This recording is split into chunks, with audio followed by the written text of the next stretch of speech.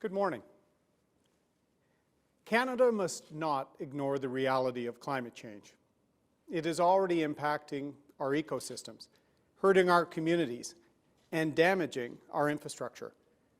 Canada's Conservatives will meet our Paris climate commitment and reduce emissions by 2030 to fight climate change and protect our environment. But we won't do it on the backs of working Canadians or by hurting our economy.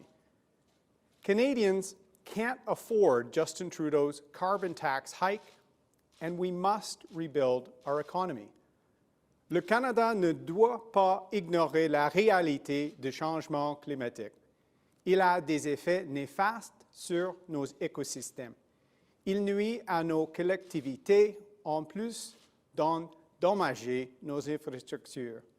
D'abord, les conservateurs vont respecter l'accord de Paris sur le climat. Pour lutter contre les changements climatiques et protéger l'environnement, nous allons réduire les émissions de gaz à effet de serre d'ici 2030. On va le faire pour notre environnement, pour notre pays et pour nos enfants.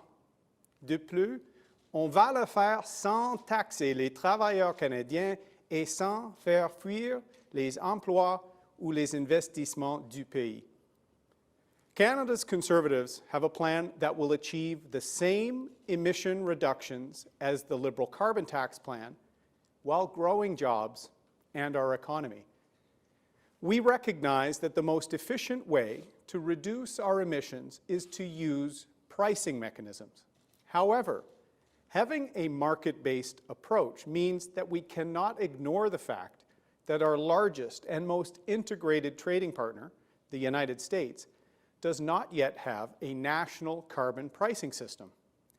And the present state of global trade allows some of the world's worst polluters to become free riders to the detriment of Canadian workers.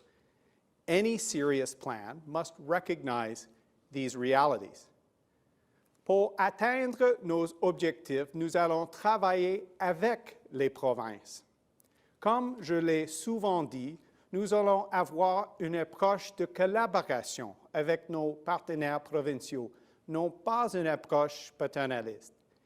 Il faut que le Canada soit un leader en matière d'action climatique. C'est la seule façon d'y arriver. Nous allons réunir les provinces pour discuter des prochaines étapes de l'action climatique.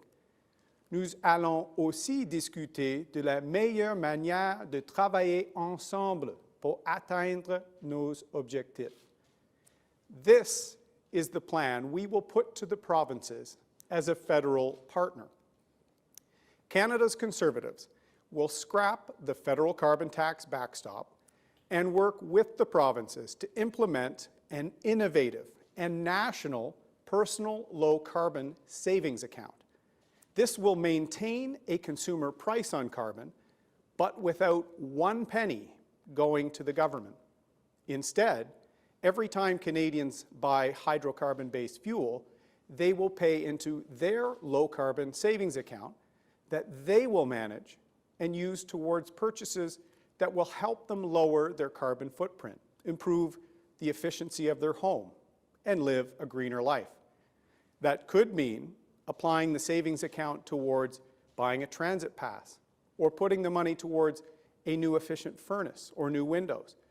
It could even contribute towards the purchase of a hybrid or electric vehicle for the family.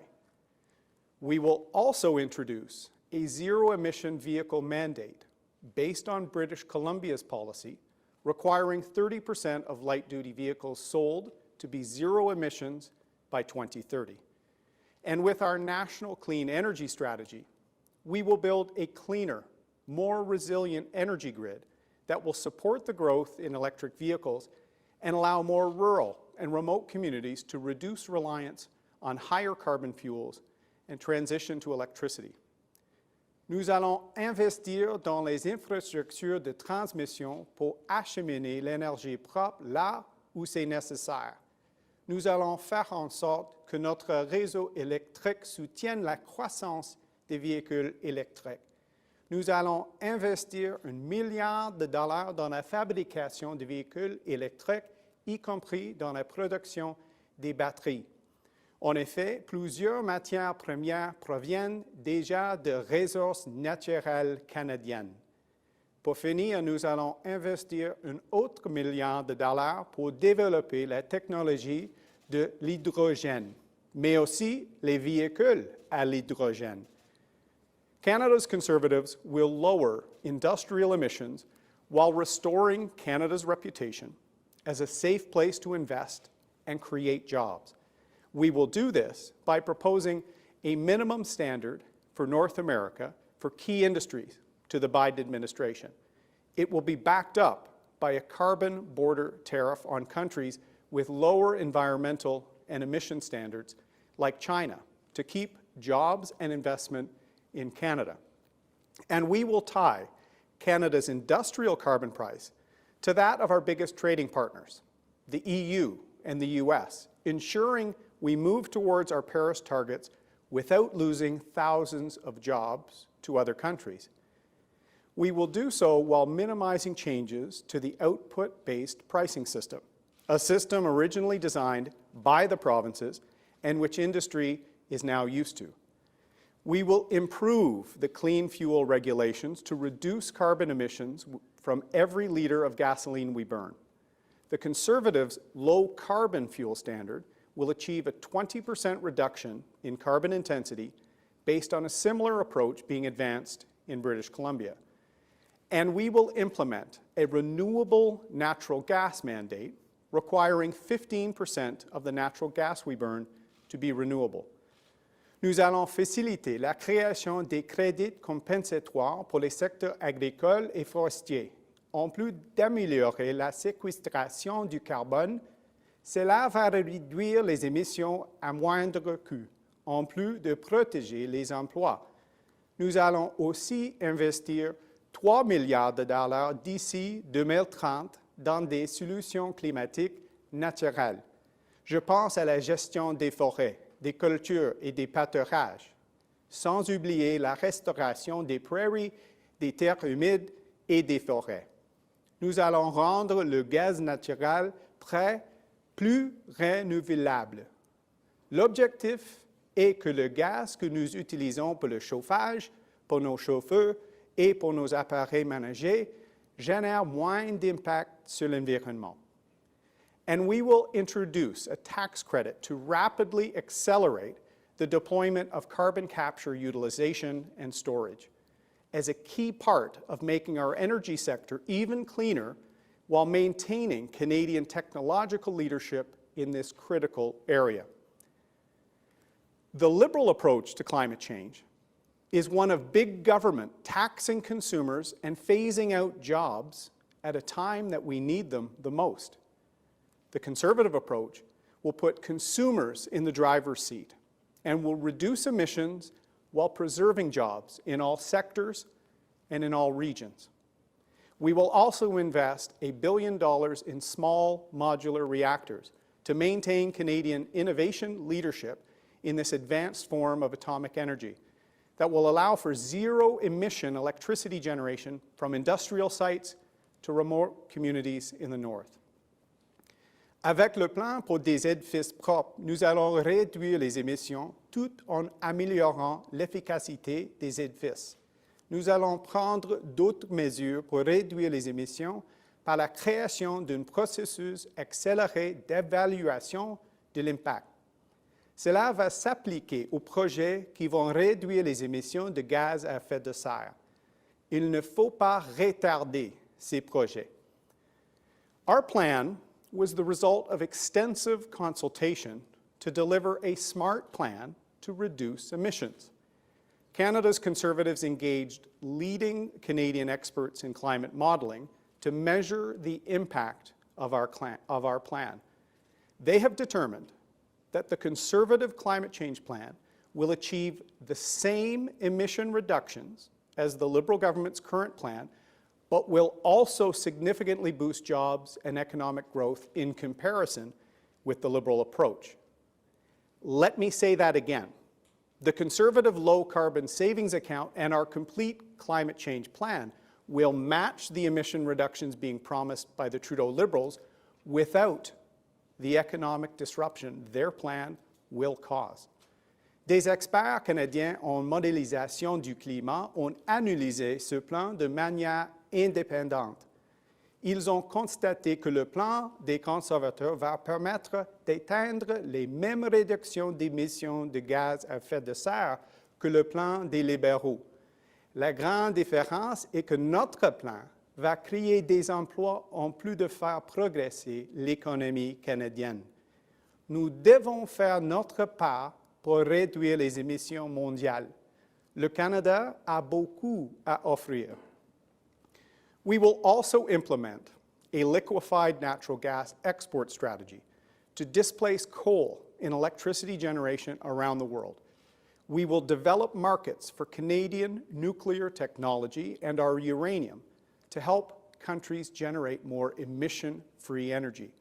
And we will export Canadian emissions reduction technology around the world. A serious approach to climate change will present challenges for Canada. But if we rise to this challenge, we can secure Canadian unity and prosperity today while safeguarding the environment we owe our children tomorrow. En 2019, l'ancien Premier ministre conservateur Brian Mulroney a exigé un leadership innovateur canadien en matière de changement climatique. Il nous a rappelé que l'âme canadienne fait toujours preuve d'audace.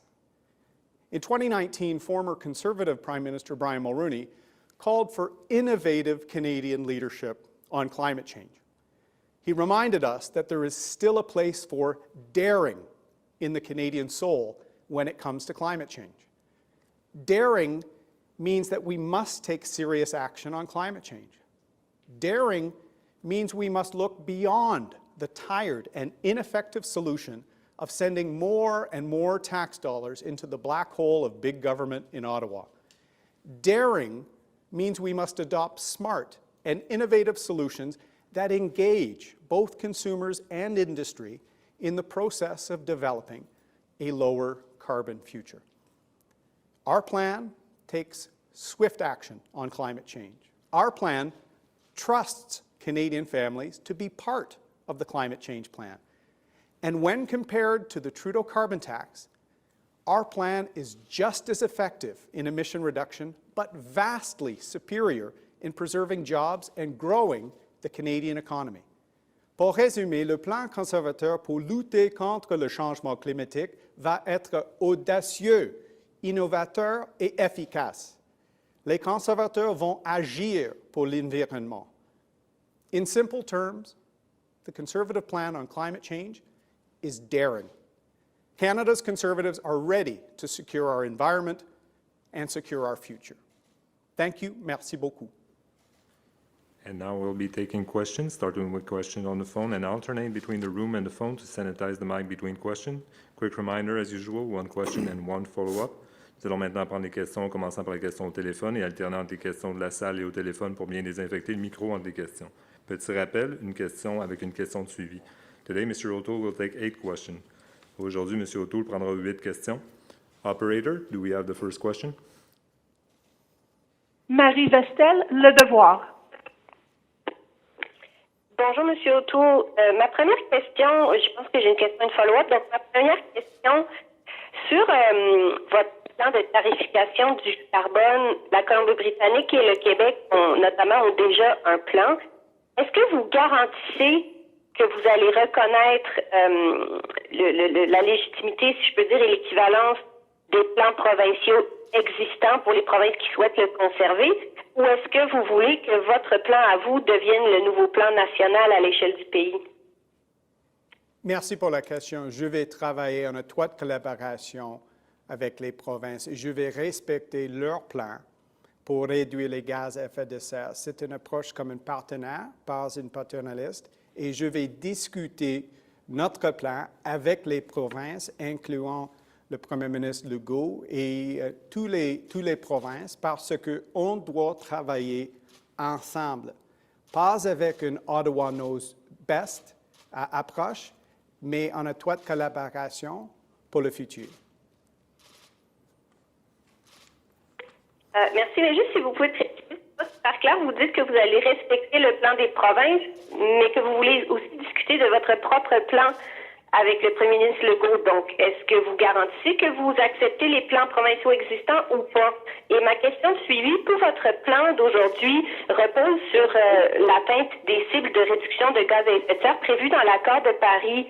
Mais plusieurs disent que ces cibles-là sont pas insuffisantes et qu'il faut en faire plus. Donc, est-ce que vous avez l'ambition d'adopter des cibles encore plus contraignantes et de renforcer votre plan, ou est-ce que c'est pas mal ça qui est ça? Je vais respecter l'approche du Québec sur les changements climatiques et je vais discuter notre plan et nos idées avec Premier ministre Legault parce qu'on doit travailler ensemble de réduire les émissions de gaz à effet de serre et c'est important pour le Premier ministre d'avoir respect pour toutes les provinces et leur approche et je vais respecter les idées comme la bourse au Québec, mais aujourd'hui, je viens de lancer un plan sans une taxe sur le carbone et un plan où les familles et les PME vont économiser tout en réduisant leurs émissions. Question from the floor. Nous allons prendre la prochaine question de la salle. Thanks, Mr. O'Toole. Stephanie Taylor with the Canadian Press. What's your message to consumers, supporters who vote Conservative because they want your party to scrap the carbon tax, not just the one introduced by the Prime Minister, but the policy in general? Are they now just to get on board with your plan? Well, this plan scraps Mr. Trudeau's carbon tax. This is not a tax, not a cent goes to Ottawa. This allows consumers, small businesses, farming families to be in charge, to see full transparency on their carbon footprint and to make decisions with their low carbon savings account to reduce their footprint even more in the future. It's innovative, and I'm excited to say it will save Canadian families and businesses money while matching the reduction in emissions of Mr. Trudeau's ever-rising carbon tax scheme. You've called this plan daring, yet it is comparable to the emissions reduction seen under the current federal system. So if it truly is daring, why not go further and try to reduce emissions even more than what we currently have? It's daring because we're going further in protecting jobs, in growing the economy, and making sure we have a prosperous Canada after COVID-19. We match Mr. Trudeau's emission reductions by 2030. It's a smart plan to reduce emissions, but it's vastly superior on securing and creating jobs, getting our economy back to work in all sectors and in all regions of the country. That's what makes it daring. It actually grows the economy. Mr. Trudeau is running up massive debts and less opportunity, particularly for young Canadians. So young Canadians can look at the Conservative plan and say, there's a future for me in job creation in Canada while we reduce emissions. Next question. Opérateur, prochaine question. David Aiken, Global News. Yeah, thanks very much. I hope you can hear me. The audio is not great for both of us dialing in. I think I want to go back to what Marie was asking about, and I just to the answer, Erin. We have BC and Quebec and Atlantic Canadian provinces who already have a plan to meet national objectives of climate change. And those provinces approved. Alberta has a plan on large emitters that the Alberta government seems to like, as well as Ottawa. So can we just go over where there are provinces with a plan that meets national objectives? Will they be exempt from the low-cost carbon savings account? As I said, this is the plan I'll be presenting to the provinces to partner with them. Rather than forcing on the provinces a plan that Mr. Trudeau said he would never force on the provinces and then did, we're proposing this as a measure that would be a federal approach to backstop emissions together. Provinces that have plans with equivalency, we will respect that. We're the party about respecting the provinces and working together to reduce emissions. What's exciting about this proposal, David, is we can actually reduce emissions at the same rate as the Liberal plan without a tax and by growing the economy. So it's innovative, but if provinces have some innovations as well, this will be the type of partnership we have to get our economy back on track post-COVID. Thanks very much. And I just want to come on the issue of the carbon border tariff. I'd like to hear a little more about that. A tariff, as you know, is by definition a tax. It is collected by a government and collected from consumers in the jurisdiction where the tariff is imposed. So that's a tax on carbon. And I wonder what you think of that, given that quite clearly it would raise consumer prices on a variety of imported goods.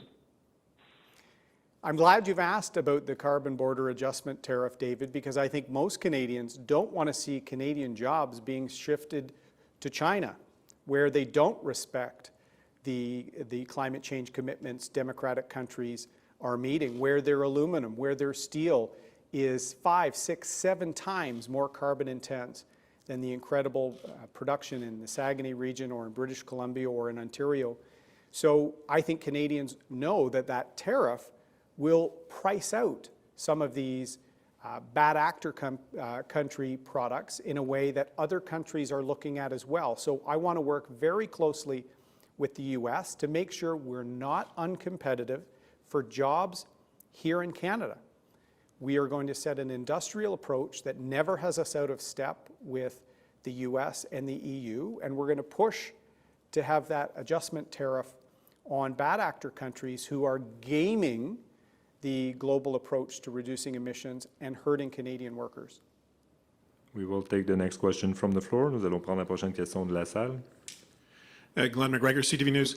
Mr. O'Toole, I want to ask you about these personal savings accounts. It seems like a really big job to set up something like this nationwide, kind of on the scale of air miles or PC Optimum points. And then on the other end, the government is going to dictate how that money can be spent once it's rebated through this large mechanism. Why do it this way? You have a system now that is comparatively simple. Carbon is priced at source, and then consumers are rebated at tax time. Why create all this infrastructure? The carbon tax of Mr. Trudeau, which is increasing, breaking his own promise, is not simple. It's not transparent. And most families, commuters in Vaughan or Whitby or Burnaby or Surrey, they will not be getting rebates back to the point of their purchases of gas and other commodities. That's why Mr. Trudeau's covering up their modeling. We're putting the consumers in charge. It will be a 1/3 carbon price, and the low carbon savings account allows them full transparency and then decisions. And I'm sure many Canadians, if they look on their smartphone or in their wallet, have many loyalty and point systems. This is actually less complex and very easy to administer, and Canadian companies and consumers have been innovators in these places. If we want everyone to be part of our plan to have a lower carbon future, we need to trust Canadians. That's what our plan does.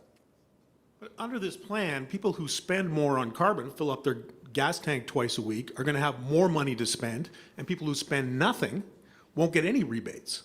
So are you not incentivizing spending on carbon, and people who have a low carbon lifestyle already, who use public transit or walk or ride the bikes to work, get nothing? They will get exactly in their savings account, Glenn, what they consume. This is the most fair, the most completely transparent, and rather than sending billions into the opaque hole of government where Mr. Trudeau keeps raising taxes, is running an out-of-control debt, this will allow Canadians to feel in charge. And then if they have modest savings in their low carbon savings account, they may take a few years to upgrade that bike if they're in a city. Other commuting families may pool that account over years to purchase a hybrid or an EV. Some Liberal governments have been paying wealthy people tax credits for Teslas.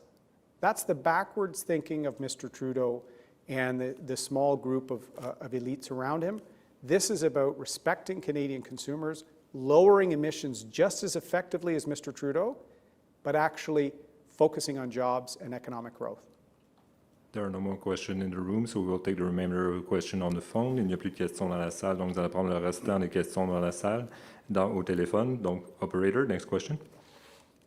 Brian Platt, National Post. Hi, Mr. O'Toole.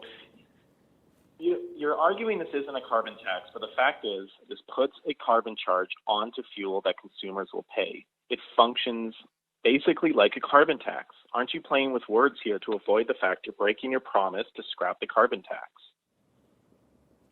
Brian, $0 go to government. This is not a tax at all. I have said it is a pricing mechanism for consumers.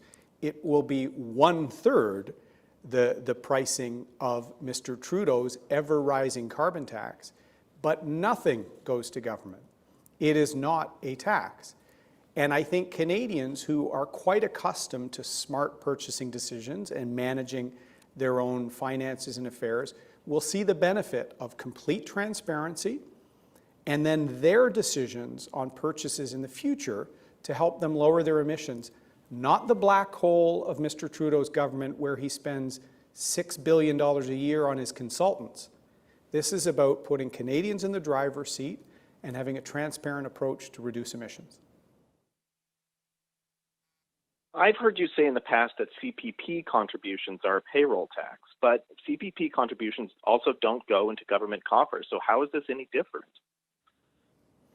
Well, there's two parts of payroll taxes on the employee and the employer. And so what we have to do is try and work with industry and work with consumers to make sure we can lower emissions without putting Canadians out of work. Mr. Trudeau won't release his models because he doesn't want to tell commuting families how much they're actually paying. And he also doesn't want to warn Canadians on how many thousands of jobs will be lost over time because our economy is becoming less competitive. This is transparent for consumers. It's going to keep our industrial price competitive with other democratic countries that price carbon for large emitters. And it's going to make bad actors pay. Canadians are tired to see bad actor countries who don't follow the rules with respect to trade or emission reduction or human rights for that matter, benefiting and seeing Canadian jobs leave our country. So the carbon border adjustment tariff and our work with allies will help address that as well. Operator, next question. Opérateur, prochaine question. Laurence Martin, Radio-Canada. Oui, bonjour, M. O'Toole. Vous avez critiqué la taxe sur le carbone des libéraux pendant des années. Et là, vous proposez une tarification sur le carbone. Comment est-ce que vous expliquez ce changement de cap? Ce n'est pas un changement. C'est une tarification, oui, mais sans une taxe pour les Canadiens et Canadiennes. Avec un compte d'épargne personnel pour la réduction du carbone, les Canadiens vont être en charge avec une approche, avec une transparence totale. Et c'est possible pour les Canadiens d'acheter les produits dans le futur, les produits verts pour l'environnement.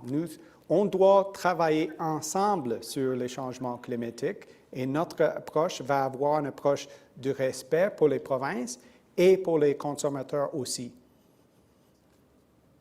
Mais justement, sur ce compte épargne là, dont vous parlez, comment est-ce que vous allez savoir qui consomme quelle quantité d'essence? Là? Parce que est-ce que ça va être un système un peu comme des air miles, c'est-à-dire que plus on consomme de l'essence, plus on a de l'argent pour acheter des vélos ou des fenêtres éco-énergétiques?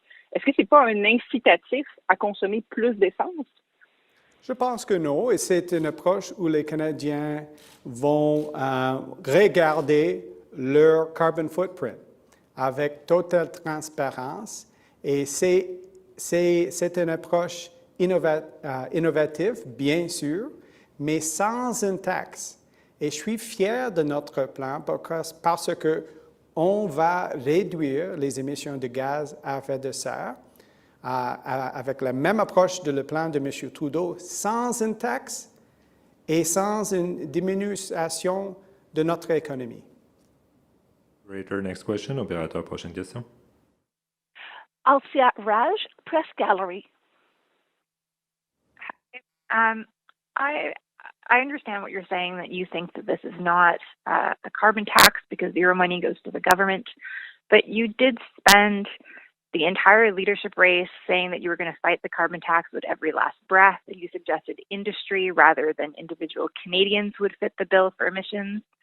What do you tell Conservatives now, including members of your own caucus, who feel betrayed? I tell them I'm ending Mr. Trudeau's carbon tax and putting forward a smart, market-based, transparent approach to reduce emissions that is equally as effective as Mr. Trudeau's high tax approach at reducing emissions, but our approach is vastly superior in securing jobs and economic activity. And Althea, I'm really proud that the modeling from top experts in Canada confirms an equivalence in emission reduction with our plan, but a vastly superior increase in economic activity. It's a win-win. It's transparent. I'm very excited. It's innovative. It's time for innovation on the environment. Well, the experts that were part of the briefing said it was comparable. They didn't say it was equivalent. And also, we know that we actually need to do far more than the Paris targets. And your plan is kind of silent on what the next step is. But I just want to go back to this feeling of betrayal by Conservatives. My plan is not silent. We've got a number of other investments in small modular reactors, in hydrogen, in setting our economy up in a serious way to be competitive with the countries we compete with, trade-exposed sectors, while reducing emissions, not by shutting down jobs and taxing people like Mr. Trudeau. So the plan has some smart investments that will actually help us set up for success in the future. Mr. Trudeau has failed on his targets every year he's been Prime Minister. We have a plan that is setting up the ingredients for us to succeed. Dernière question. Operator, last question. Christy Kirkup, Globe and Mail. Hello. Just to pick up on a question that was asked by a colleague in French just regarding the personal carbon savings account, have you not just created a reward program for fossil fuel consumption? We've actually eliminated Mr. Trudeau's carbon tax and allowed transparency for every Canadian, every small business, every farming family will see what their carbon footprint is. Why has Mr. Trudeau been hiding and covering up and blacking out documents with their modeling on what people will pay and what they think people consume with respect to hydrocarbons? This is completely transparent. It's innovative. It puts consumers in the driver's seat, and not a penny goes to Ottawa. It stays with those small businesses who want to make decisions on lowering their footprint. I think it's pretty innovative. It will take some time for people to really absorb how innovative this is, but I'm so proud that the modeling shows we will have emission reductions in the same way as Mr. Trudeau's, but better outcomes for jobs and investment. But Mr. O'Toole, speaking of being in the driver's seat, this plan provides no incentive for consumers to reduce their gasoline or fossil fuel consumption. Why? Yes, it does. In fact, with their low carbon savings account, they can make that purchase of a hybrid or EV. They can plan. They can see what they're consuming. If they're commuting to a job to the GO station in Southern Ontario or from Surrey into Vancouver, they will know what they are paying. And then they can make a plan at a household level to say, how long will it take for us to have some savings account contribution to a purchase of an EV. Our national EV standard as well, which is going to look at and partner with what some of the provinces are doing, are going to make this a reality that will allow Canadians to make smart decisions without sending billions and billions of more dollars into the black hole of the Liberal government in Ottawa. This is all the time we have. C'est tout le temps que nous avions. Merci beaucoup. Merci beaucoup.